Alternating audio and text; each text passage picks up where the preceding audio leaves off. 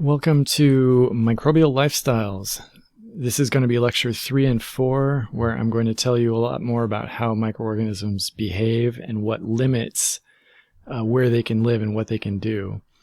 And a lot of what I'll be showing you will be probably new to you. So let's see. The lecture 1 and 2 clarifications were in a separate video, and those slides are at the end of these slides. So you'll see those at the end if you go through the slides. And then right before that, there are laboratory media. And these are something you have to learn about, and it makes sense to learn about them once you understand the chemistry that they teach us. So you'll see it all goes together. So lectures 3 and 4 do go together, and a big part of what they're teaching us is how bacteria make their living, how they successfully live in the world. The same way we might ask, how does a wolf get food? Well, a wolf needs to work with other wolves to catch rabbits and mice and eat them. Bacteria have to do something. But bacteria have to do things at the chemical level that we have to understand.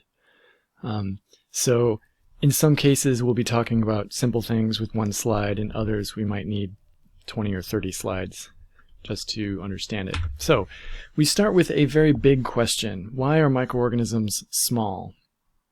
And no one knows.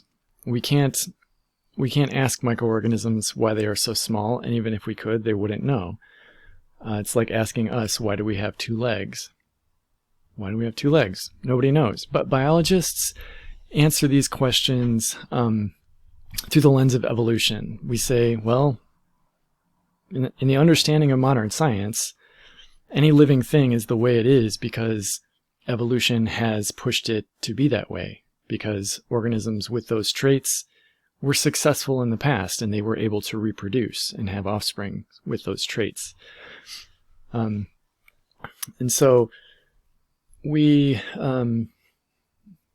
can think about small size of microorganisms through the lens of evolution. So we have kind of 3 different evolutionary hypotheses, and they don't disagree with each other. They could all be true, or none of them could be true. So the first one is the ratio of surface area to volume, and I'll explain this in the next slide. Another is diffusion of signaling molecules, and I will again explain this in the next slide. The last one is reproduction rates. So small sizes mean that it doesn't take long for bacterial cells to grow big enough to divide. And once they divide, they've gone through an entire generation, and they can mutate as they go through that process. And in the process of mutation, they can introduce genetic variability into a population that allows evolution to happen. It allows natural selection to happen. So the small sizes allow them to reproduce quickly, exploit new niches, and evolve quickly. So let's get into these first 2 that I didn't explain. The first one is the surface area to volume ratio, or the ratio of surface area to volume. And so we first talk about a cell's volume. So like how much cytoplasm is in a cell. And this correlates to how much a cell weighs, so its mass, but also its demand for nutrients. How many enzymes does it have inside itself?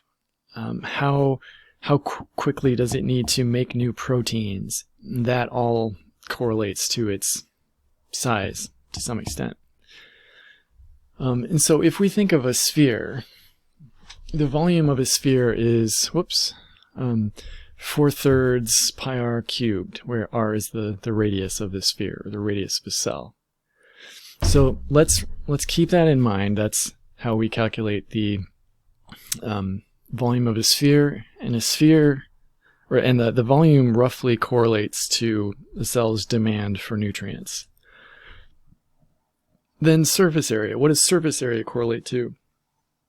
Well, remember that any kind of cell gets nutrients across its membrane. Nutrients have to cross a cell membrane to come in, and waste products have to cross the cell membrane to go out. And in many cases, the cell surface area is going to control how quickly that can happen. It's going to limit how many transport proteins there can be. It's going to limit how much passive diffusion there can be. So the surface area of a cell determines how quickly nutrients can enter and how quickly waste can exit. So we can calculate the surface area of a sphere at 4 pi r squared. And again, r is the radius of the sphere. So what happens if we make r bigger? So if the cells were bigger, what would happen? And that's what we should look at. Here we can get the ratio of surface area to volume. And again, we can think of it as surface area is the ability to transport chemicals, volume is the need to transport chemicals. So a happy cell has a lot of ability to do what it needs to do. So a happy cell is going to want to maximize its surface area and minimize its volume. And if we look at the ratio of surface area to volume from the formulas on the preceding slide, this is what we get, 3 over r. So as r increases, this ratio is going to get smaller and smaller. As this number gets bigger, this whole ratio gets smaller. So bigger cells have less ability to bring in nutrients and get rid of waste products. So that's that's surface area and volume. We just think that a very small cell has more efficient ability to move the molecules it needs across the membrane. And human cells, we don't really need that because we have a blood supply constantly keeping our cells fed. And other things like that. And our cells, most of our cells don't need to swim around and rapidly divide. Most of our cells are not in the process of doing anything like that. So they can be a little bit bigger. But most of our cells their radius would be like 10 times, 20 times bigger than a bacterial cell, not like 100 times or 1,000 times bigger.